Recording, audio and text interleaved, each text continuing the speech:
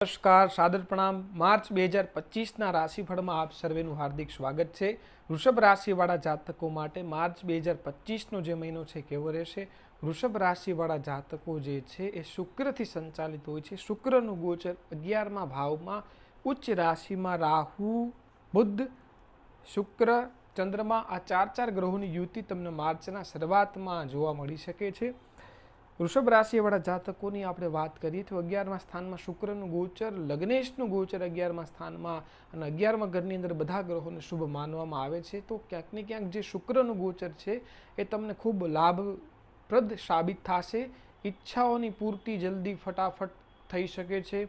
Financial સ્થિતિ તમારી મજબૂત થઈ શકે છે અને ક્યાંક ને ક્યાંક રાહુનું ઇન્ફ્લુઅન્સના કારણે અમુક અંશે એવું તમને જોવા મળી શકે કે ભાઈ તમારું જે કાર્ય છે રોકાઈને અટકીને ચાલે પણ કાર્ય તમારું સંપન્ન થઈ જાય। અને આ જે રાહુનું ગોચર સાથે શુક્ર રાહુની જે યુતિ છે ડિગ્રીકલી પ્લસ માઇનસ હોઈ શકે, પણ ક્યાંક ને ક્યાંક આ જે લગ્નેશ શુક્ર હોવાના કારણે તમને અમુક અંશે ડિસિઝન પાવર વીક કરી નાખે છે, તમને ભ્રમિત, કન્ફ્યુઝન અને તમારું ડિરેક્શન છે વિચલિત કરી નાખે છે। એ બી આ ગોચર વ્યવસ્થા અને આ ગ્રહોની ગતિ પ્રમાણે આ મહિને જોવા મળી શકે છે। આર્થિક સ્થિતિ તમારી ખૂબ સારી રહેશે। પૈસાને લઈને કોઈ દિવસ આ મહિને કોઈ પ્રોબ્લેમ નહીં પડે। ફાઇનાન્શિયલ સ્થિતિ અને પૈસાને લઈને કોઈ પ્રોબ્લેમ નહીં જોવા મળે અને ફાઇનાન્શિયલ આ મહિનો ખૂબ તમારો મજબૂત છે। શબ્દો ઉપર તમારે ખૂબ પકડ રાખવાની આ મહિને જરૂર છે। મંગળનું વાણી સ્થાનમાં ગોચર છે। મંગળ વૃષભ લગ્ન માટે સર્વથા યોગકારક નથી, માર્કેશ બને છે। સપ્તમેશ દ્વિતીય જાય છે અને મંગળ પાછો મિથુન રાશિમાં શત્રુ રાશિમાં છે। તો શબ્દોના કારણે તમારા સંબંધો બગડે, તમારા ટર્મ્સ ખરાબ થાય એ બી આ મહિને જોવા મળી શકે। તો શબ્દો ઉપર વિશેષ તકેદારી અને વિશેષ પકડ રાખવી તમારે જરૂરી છે, અન્યથા ટર્મ્સ તમારા ખરાબ થતા આ મહિને જોવા મળી શકે છે। તમે નોનવેજ ડ્રિંક્સનું સેવન કરતા હો તો એનાથી તદ્દન દૂર થઈ જાજો। તો આ ગોચર તમને ઘણું લાભપ્રદ જોવા મળી શકે છે। પેટ પીઠ કમર લઈને ડાયજેસ્ટિવ ઇસ્યુ આ મહિને જોવા મળી શકે। પેટમાં ગેસ, એસિડિટી, જલનની શિકાયત જોવા મળી શકે।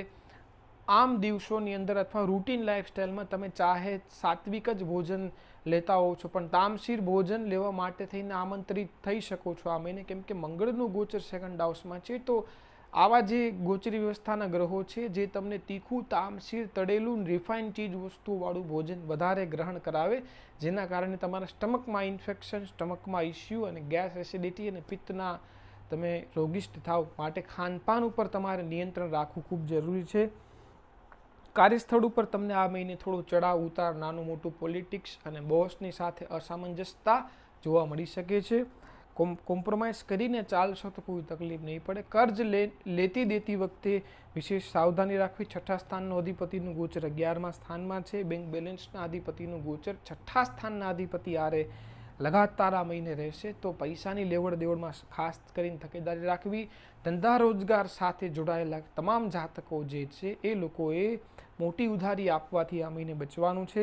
સરકારી કાર્યો તમારા જો બની શકે તો 14 માર્ચ સુધી નિપટાવી લેવા, અન્યથા થોડા તકલીફ અડચણોમાં ઘેરાઈને બાદ તમારા જે કાર્યો છે સફળ થતા જોવા મળી શકે છે। સંતાનના સ્વભાવની અંદર પણ આ મહિને થોડી ઉગ્રતા જોવા મળે। સંતાનના સ્વાસ્થ્યમાં બી થોડી તકલીફ અડચણો, ગડબડી અને મોસમી બીમારીની ચપેટમાં ના આવે એનો ખ્યાલ રાખવાનો છે। અને શેર, સટ્ટા, લોટરી આ તમામ શોર્ટકટ ધંધા અને શોર્ટકટ રસ્તાઓથી તમારે બિલકુલ દૂર થઈ જવાનું છે। અભ્યાસ લઈને વિદ્યાર્થી વર્ગની અંદર સારું રહેશે। પ્રારંભિક શિક્ષાથી જોડાયેલા જે વિદ્યાર્થી છે એના માટે મધ્યમ રહેશે। ઉચ્ચ શિક્ષા સાથે જોડાયેલા જે વિદ્યાર્થી છે એના માટે આ જે ગોચર છે ખૂબ સારું રહેશે। રોકાયેલી ડિગ્રી અને રોકાયેલા પરિણામ આ મહિને પ્રાપ્ત થતા જોવા મળી શકે છે। કરિયરની અંદર આ ગોચર ઓલ ઓવર સારું રહેશે, પણ થોડું નાનું મોટું પોલિટિક્સ અને બોસ સાથે, ઉપરી અધિકારી સાથે થોડી સામંજસ્ય બેઠાડવામાં તકલીફ પડશે, એટલે કોમ્પ્રોમાઇઝ કરીને ચાલજો। આર્થિક સ્થિતિ તમારી આ મહિને ખૂબ મજબૂત રહેશે। પૈસા લઈને કોઈ પ્રોબ્લેમ નહીં પડે, પણ છતાં ફાઇનાન્શિયલ પ્લાનિંગ કરીને ચાલો તો સારું। અને વિદેશથી તમારે કોઈ જોડાઈને વર્ક કરો છો તો વિદેશથી આ મહિને પ્રચુર માત્રામાં ધનલાભના યોગ બને છે। સ્વાસ્થ્યને લઈને વાત કરીએ તો મોસમી બીમારી અને ખાસ કરીને યુરિનરી ટ્રેક ઇન્ફેક્શન, ફિમેલ્સની અંદર ગાયનિક ઇસ્યુ અને જે લોકોને heart, blood pressure, sugar, cholesterol, kidney stone આ બધાને લઈને ઓલરેડી પહેલેથી જ પ્રોબ્લેમ છે એ તમામ જાતકોએ આ મહિને વિશેષ સાવધાની રાખવાની છે.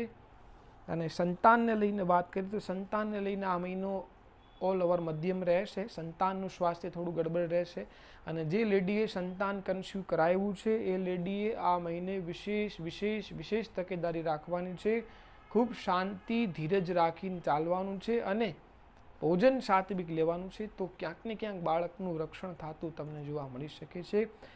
માર્ચ 2025નો જે આ મહિનો છે વૃષભ રાશિવાળા જાતકો માટે સફળ સાબિત થાય એ માટે હું થોડા આપને ઉપાય બતાવી દઉં છું. આપ ઉપાય જરૂરથી કરી લેજો. પ્રતિદિન તમારે ભગવાન સૂર્ય દેવતાની પૂજન કરવાનું, સૂર્ય દેવતાને અર્ધ્ય આપજો, ગાયત્રી મંત્રના યથાસંભવ જપ કરજો, રુદ્રાભિષેકમ સ્તોત્રનો પ્રતિદિન 1 વખત પાઠ કરજો અથવા તો પાઠનું શ્રવણ કરજો, હનુમાન ચાલીસાના પાઠ કરજો અને ભગવાન શિવને હનુમાનજીના મંદિરે તમે દર્શન કરશો તો આ ગોચર ક્યાંક ને ક્યાંક તમને લાભપ્રદ અને સફળ સાબિત થતું જોવા મળી શકે છે. જો તમે તમારી જન્મ કુંડલીનું અધ્યયન કરાવવા માંગતા હો તો નીચે આપેલા નંબર પર તમે સંપર્ક કરી અને અપોઇન્ટમેન્ટ બુક કરાવી શકો છો. નમસ્કાર.